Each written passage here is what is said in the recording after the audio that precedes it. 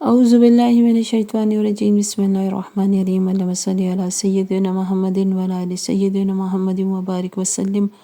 السلام علیکم ورحمۃ اللہ وبرکاتہ۔ جب بھی انسان جس راستے کو پکڑتا ہے اس کی ملاقات، اس کا تعارف اسی راستے کے لوگوں سے ہوتا ہے۔ جیسے مجھے رب نے دیا ہے راستہ درود شریف کا، درود پڑھنے کا، درود لکھنے کا، درود بھیجنے کا۔ درود کوشش ہے کہ لوگ زیادہ سے زیادہ امتی، زیادہ سے زیادہ نبی اپنے محبوب صلی اللہ علیہ وآلہ وسلم پر درود و سلام کی کثرت کر سکیں۔ ایک مشن ہے، ایک ڈیوٹی ہے جو دی گئی ہے۔ اللہ سے دعا ہے کہ وہ اس ڈیوٹی کو تا حیات رکھے اور ہم سے بہت زیادہ درود شریف پڑھوا لے، اور مرتے دم تک سے لے کے اس روز جزا تک ہم مسلسل پڑھتے رہیں، اور پھر اس کے بعد آگے کی منزلوں میں بھی ضرور ہی ہمارا ہم سفر ہو۔ آمین ثم آمین۔ تو اس راستے میں میری ملاقات میری زیادہ تر ایسے لوگوں سے ہوتی ہے، یا یوں کہیں کہ میں ذرا حریص ہوں اس معاملے میں کہ میں کسی سے پوچھوں کہ اچھا تو آپ کون سا وید کرتی ہیں، کیا پڑھتی ہیں، سارا دن آپ کی کیا روٹین ہوتی ہے۔ مقصد یہی ہوتا ہے درود شریف کی طرف راغب کرنے کا۔ تو الحمدللہ پچھلے دنوں ایک بہن ہے، تعلق ان کا بلوچستان سے ہے، بلوچستان کے ایک گاؤں سے ہے، اور میں ان کے بارے میں زیادہ نہیں جانتی، بس اتنا زیادہ جانتی ہوں کہ بے انتہا درود پڑھتی ہیں، اور درود ابراہیمی پڑھتی ہیں۔ اور میں ان کی تعداد اس لیے نہیں بتاتی کہ بہت سے لوگ ایسے ہوں گے جو اس راہ کے مسافر نہیں ہیں۔ تو جب آپ اس راہ کے مسافر نہیں ہوتے تو اکثر آپ جو ہے ان باتوں پہ یقین نہیں کرتے۔ تو ان لوگوں کو اس بات سے بچانے کے لیے کہ وہ ان کے دل میں شک آئے اور وہ یہ سوچے کیسے ہو سکتا ہے، تو ہو سکتا ہے وہ محبوب کا نام ہے اور محبوب کا ذکر ہے اور بلند ہے، تو بلند چیز تو ہمیشہ اعلیٰ اور رفعی ہوتی ہے۔ بہرحال بے انتہا درود ابراہیمی پڑھتی ہیں، جس کی آپ تعداد میرے خیال میں تو رش کر رہی ہوں ان کے اوپر کہ جب آپ اتنی تعداد دن میں پڑھتے ہیں درود ابراہیمی کی تو بہت جلدی کروڑ میں مکمل کر لیں گے، کروڑ میں نہیں کروڑوں میں مکمل کر لیتے ہیں۔ الحمدللہ رب العالمین۔ فضول باتیں نہیں کرتی، سیرت سے اور تفسیر سے ان کا تعلق ہے۔ زیادہ تر مطلب 24 گھنٹے ان کا ایک ہی چیز ہے، ایک ہی ورد ہوتا ہے، وہ ہے درود ابراہیمی، تو اس لیے وہ اس قدر تعداد کو پڑھ پاتی ہیں۔ میں آپ سب سے کہتی ہوں، اور آپ سب مجھ سے یہی پوچھتے ہیں کہ اتنی زیادہ تعداد ہم کیسے پڑھیں، تو وہ یہی ہوتا ہے کہ آپ کو دنیاوی باتوں سے قطع تعلق ہونا پڑے گا، اور یہی تو ساری درود کی شان ہے کہ جب آپ اس کی کثرت کرتے ہیں، 24 گھنٹے آپ کی زبان پہ اس خوبصورت ذکر کا ورد جاری رہتا ہے، تو پھر آپ نہ ہی غیبت کرتے ہیں، نہ کسی سے بدظن ہوتے ہیں، نہ کسی کے عیبوں پہ نظر رکھتے ہیں، نہ ہی آپ کسی کے لیے کچھ برا بولتے ہیں، نہ ہی آپ کو غصہ آتا ہے، نہ ہی، کیونکہ آپ دیکھتے ہی زیادہ نہیں، آپ کا فوکس ہی ان چیزوں پہ نہیں ہوتا، آپ کا فوکس ہوتا ہے درود پر کہ میں اتنا زیادہ درود پڑھوں، میرا کوئی لمحہ درود کے بغیر نہ گزرے۔ جب آپ کا یہ مقصد ہو جائے، جنون ہو جائے، تو پھر یہ تمام تر برائیاں آپ سے دور ہٹ جاتی ہیں، کیونکہ فوکس ہی چینج ہو گیا نا، ہمارا فوکس ہی خراب ہوتا ہے۔ فوکس خراب ہو جاتا ہے نا، کبھی دیکھا ہوا ہے لینس وغیرہ کا فوکس خراب ہو جاتا تو کتنی زیادہ وہ جو اصل چیز، اصل منظر ہے، وہ اس کو کیچ ہی نہیں کر پاتا۔ بالکل اسی طرح ہمارا فوکس خراب ہو جاتا ہے جب ہم اپنا تو ہمارا فوکس کب خراب ہوتا ہے؟ جب ہم کہتے ہیں کہ یہ ہو گیا، وہ ہو گیا، اس نے یہ کیا، اس نے وہ کیا، یہ ہمارا فوکس آؤٹ ہو چکا ہے۔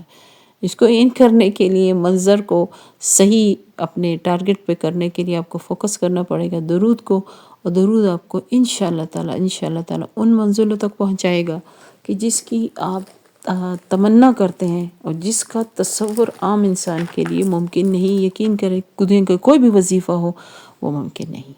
اس ورد کے ذریعے جس طرح ہم پہنچتے ہیں، کسی بھی وظیفے کے ذریعے ممکن نہیں۔ بہت دعوے کے ساتھ بات کر رہی ہوں، کیونکہ دعویٰ ادھر ہی کیا جاتا ہے جب آپ نے خود اس کے تجربات کی ہوں، ایک نہیں، دو نہیں۔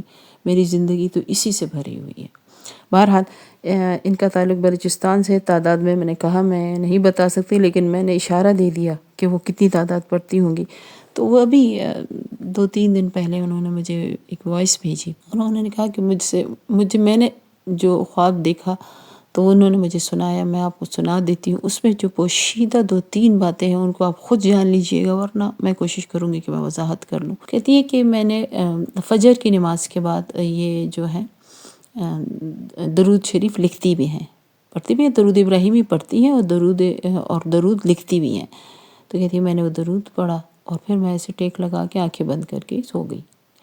تو کہتی ہیں کہ میں نے دیکھا کہ آقا کریم صلی اللہ علیہ وسلم ہے، کیونکہ یہ ان دنوں پریشان بہت ہیں۔ دیکھیں زندگی تو رہتی ہے، میں آپ کو کہتی ہوں کہ درود پڑھنے والے اور اس قدر درود ابراہیمی پڑھنے والوں کو تو پریشان آپ کی نظر میں ہونا ہی نہیں چاہیے، لیکن ایسا نہیں ہے۔ جو اللہ تعالیٰ نے ایک دنیا کا مقصد رکھا ہے، دنیا پریشانی کی جگہ ہے، ہم پریشان رہیں گے، کبھی کس معاملے سے کبھی کس معاملے سے، ایک حل ہوگا دوسرا آئے گا سامنے۔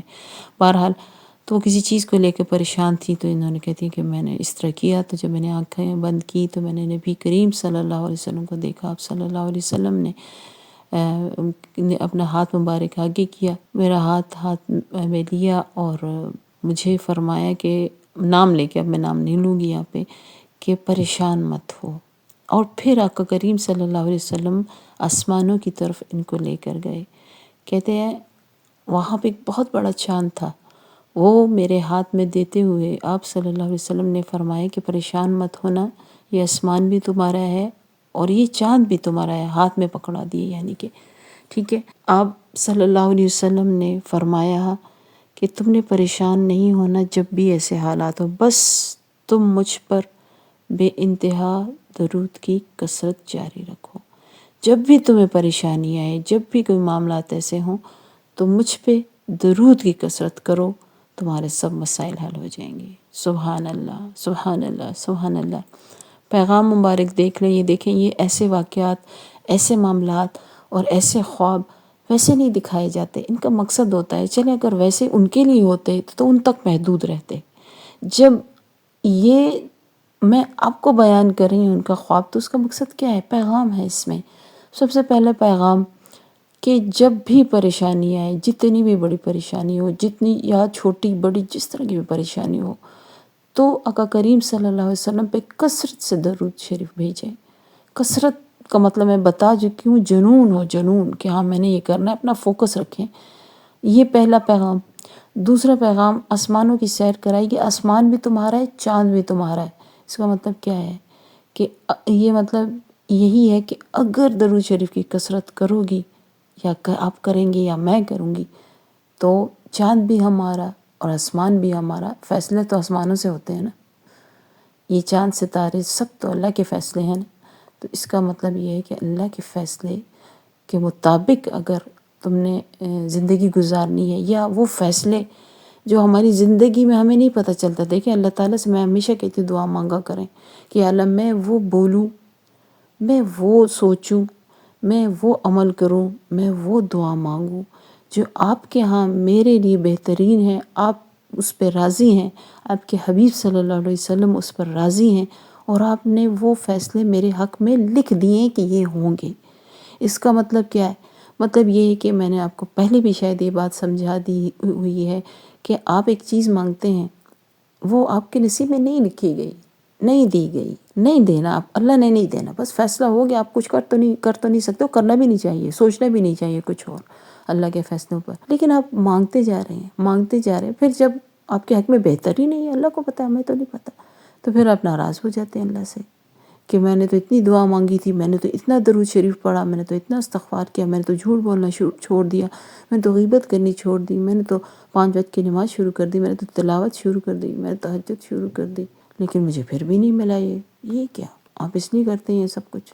آپ نے کرنا ہے اللہ کے لیے، اور اللہ سے یہ دعا ضرور مانگنی ہے، خود بھی مانگیں اور اپنے اہل و عیال ہیں جو بھی ہیں، اپنے بچے ہیں، ان کو بھی منگوائیں یہ دعا، ان کو کہیں کہ اور کوئی دعا نہیں مانگنی، کہ اللہ مجھے وہ عمل دے، چاہے وہ سوچ کا ہے، چاہے وہ دیکھنے کا ہے، چاہے وہ سننے کا ہے، چاہے وہ بولنے کا ہے، چاہے وہ کوئی خواہش ہے، کوئی حاجت ہے، میں وہ سب وہ مانگوں جس میں آپ راضی، آپ کے رسول صلی اللہ علیہ وسلم خوش ہیں، ہم سے مطمئن ہیں، اور جو آپ نے میرے لیے لکھ دیا ہوا ہے، یعنی میں وہی مانگوں جو آپ نے لکھا ہوا ہے کہ دینا ہے، میں وہ نہ مانگوں، وہ نہ چاہوں، چاہے وہ جس طرح کی بھی چاہت ہے، جو آپ نے دینی نہیں ہے، اس سے انسان گمراہ ہونے کا اس کا خطرہ ہوتا ہے۔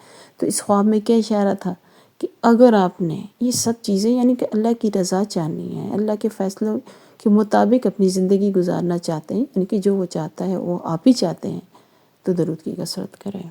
آپ کو آسمانوں تک لے کر جاتا ہے یہ درود، آسمانوں کی سیر کراتا ہے۔ ایسے کسی کو کس طرح کے سیر کرا دیتا ہے، کسی کو کس طرح کی سیر کرا دیتا ہے، کسی کو جاگتے میں سیر ہو جاتی ہے، کسی کو سوتے میں سیر ہو جاتی ہے، کوئی کیا کر لیتا ہے، لیکن پہنچاتا آپ کو اونچے ہیں، کیونکہ اللہ نے فرمائے ہیں رب رفعنا لک ذکرک، میں نے آپ کا ذکر بلند کیا ہے، اور بلندی ہماری نظر میں آسمان تک ہی جاتی ہے۔